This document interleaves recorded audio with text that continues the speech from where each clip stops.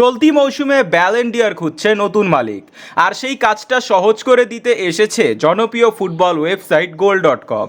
সাম্প্রতিক সময় নতুন জরিপে তারা প্রকাশ করেছে 2024 ব্যালন ডি'অরের পাওয়ার র্যাঙ্কিং, যেখানে প্লেয়ারদের বর্তমান পারফরমেন্স ও ফর্ম বিবেচনায় এই তালিকাটি করা হয়েছে।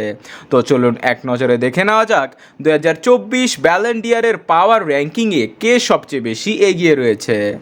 1. Jude Bellingham.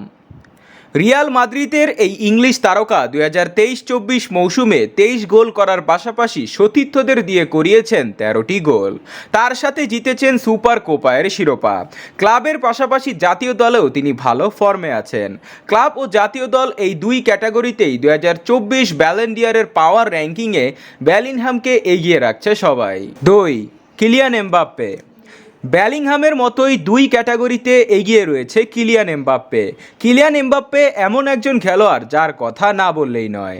ফরাসি এই তারকা চ্যাম্পিয়ন্স লিগের সেমিতে ওঠার পথে দুই লেগ মিলিয়ে 3টি গোল করার পাশাপাশি দলের হয়ে করেছেন 47টি গোল ও সতীর্থদের দিয়ে করিয়েছেন 16টি গোল।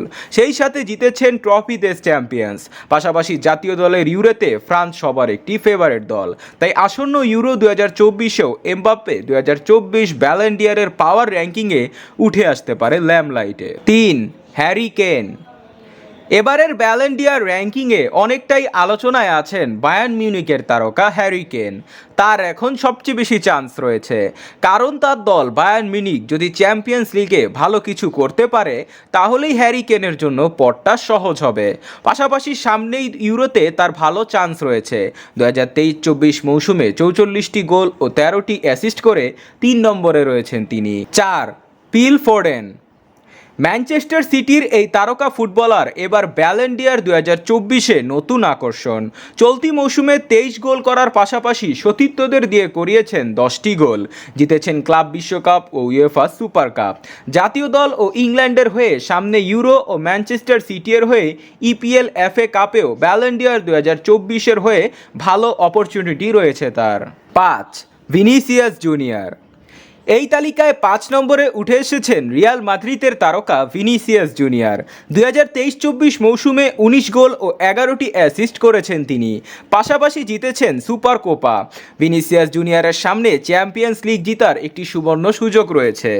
পাশাপাশি জাতীয় দলের হয়েও কোপা আমেরিকার মতো টুর্নামেন্টে নিজেকে হাইলাইট করার সুযোগ রয়েছে।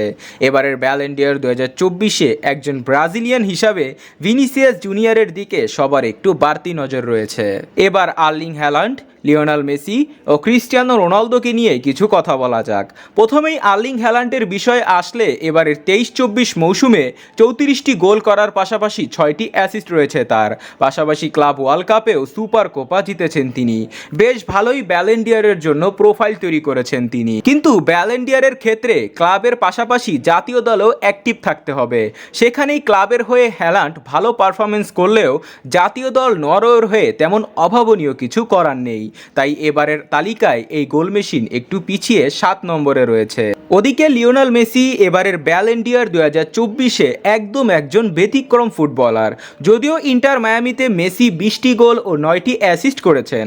চাহিদা অনুযায়ী এবারের ব্যালন ডি'অর প্রতিযোগিতায় তেমন পারফরমেন্স না থাকলেও মেসিকে ব্যালন ডি'অরে রাখতেই হবে, কারণ ইন্টার মায়ামিতে মেসির ইম্প্যাক্ট যতটা ধরা হয় না, উল্টো জাতীয় দলে তা বিশাল। সামনে কোপা আমেরিকার মতো বড় টুর্নামেন্ট রয়েছে তার জন্য, সেই হিসাবে তার চান্স আরও বাড়বে। একই অবস্থায় আছেন রোনালদো। এই লিস্টে না থাকলেও তিনি যে কোনো সময় চলে আসতে পারেন, কেননা রোনালদোর কাছেও ইউরোর মতো একটি বড় টুর্নামেন্টের অপরচুনিটি রয়েছে। তো বন্ধুরা, এবারের ব্যালন ডি'অরে আপনি কাকে এগিয়ে রাখছেন কমেন্টে জানান।